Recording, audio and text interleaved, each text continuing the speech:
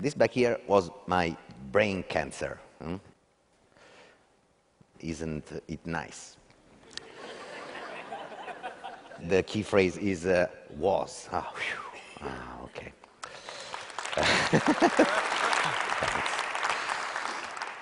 You know, having a brain cancer was really, as you can imagine, shocking news for me. I knew nothing about cancer. In Western cultures, when you have cancer, it's as if you disappear in a way. Your life as a complex human being is replaced by medical data. Your images, your exams, your lab values, a list of medicines. And everyone changes as well. You suddenly become a disease on legs. Doctors start speaking a language which you don't understand. They start pointing at their fingers onto your body and onto your images. People start changing as well because they start dealing with the disease instead of with a human being. They say, what did this doctor say? Before even saying hello. And in the meanwhile, you're left with the questions to which nobody gives an answer for. These are the can I questions. Can I work while I have cancer? Can I study? Can I make love? Can I be creative? And you wonder, what have I done to deserve this? You wonder, can I change something in my lifestyle? You wonder, can I do something? Are there any other options? And obviously, doctors are the good guys in all this scenario because they are very professional and dedicated to curing you. But they also are very used to having to deal with patients. So I'd say that they sometimes lose the idea that this is a torture for you and that you are become literally a patient. A patient means the one who waits. Okay? They tend to, you know, things are changing, but classically they tend to not engage you in any way, to learning about your condition, to getting also your friends and family engaged, or showing you ways in which you can change your lifestyle to minimize the risks of what you're going through. But instead, you are forced there to wait in the hands of a series of very professional strangers. While I was in the hospital, I asked for a printed out picture of my cancer, and I spoke with it. I said, it was really hard to obtain because it's not common practice to ask for a picture of your own cancer. I talked to it, and I said, okay, cancer, you are not all there is to me. There's more to me. A cure, whichever it is, will have to deal with the whole of me. And so, the next day, I left the hospital against medical advice. I was determined to change my relationship with the cancer, and I was determined to learn more about my cancer before doing anything as drastic as a surgery. I'm an artist. I use several forms of open source technologies and open information in my practice. So my best bet was to get it all out there, get the information out there, and use it so that it could be accessed from anyone. So I created a website, which is called La Cura, on which I put my medical data online. I actually had to hack it, and that's a thing which we can talk about in another speech. I chose this word, La Cura. La Cura in Italian means the cure. Because in many different cultures, the word cure can mean many different things. In our Western cultures, it means eradicating or reversing a disease.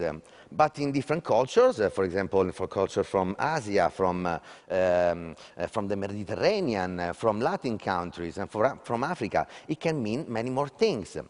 Of course, I was interested in the opinions of doctors and healthcare providers, but I was also interested in the cure of the artist, of the poet, of the designer, of the, well, who knows, of the musicians. I was interested in the social cure. I was interested in the psychological cure.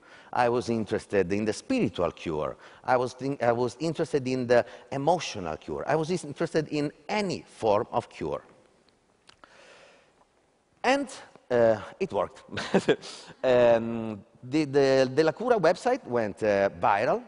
I received lots of media attention from Italy and from abroad, and I quickly received more than 500,000 contacts, emails, social networking. Most of them were suggestions on how to cure my cancer, but more of them were about how to cure myself as a full individual. For example, many thousands of videos, images, pictures, art performances were produced for La Cura. For example, here we see Francesca Fini in her art performance. Or, as artist Patrick Lichty has done, he produced a 3D sculpture of my tumor and put it on sale on Thingiverse. Now you can have my cancer too. And which is a nice thing, if you think about it, okay? You can share our cancer. And this was going on. Scientists, traditional medicine experts, researchers, doctors, all connected with me to give advice. With all this information and support, I was able to form a team of several neurosurgeons, traditional doctors, oncologists, and several hundreds of volunteers with whom I was able to discuss the information I was receiving, which is very important. And together, we were able to form a strategy for my own cure in many languages, according to many cultures. The current strategy spans the whole world and thousands of years of human history, which is quite remarkable for me. The follow-up MRIs showed, luckily, little to none growth of the cancer. And so I was able to, take my time and choose. I chose the doctor I wanted to work with. I chose the hospital I wanted to stay with. And in the meanwhile, I was supported by thousands of people, none of whom felt pity for me. Everyone felt like they could take an active role in helping me to get well. And this was the most important part of La Cura. What are the outcomes? I'm fine, as you can see, pretty fine.